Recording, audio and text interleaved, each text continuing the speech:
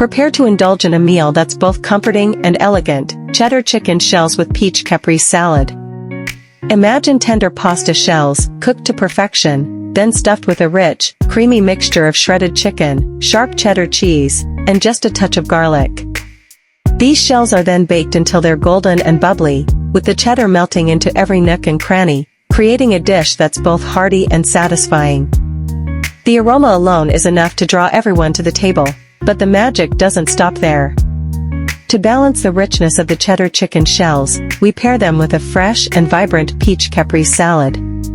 Picture this: juicy, ripe peaches, their sweetness enhanced by the late summer sun, sliced thin and layered with creamy, fresh mozzarella.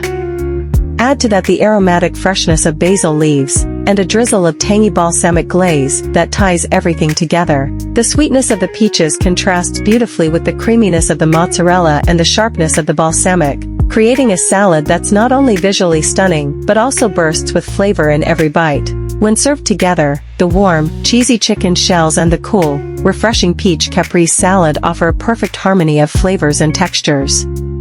The rich, savory taste of the shells is complemented by the light, sweet, and tangy notes of the salad.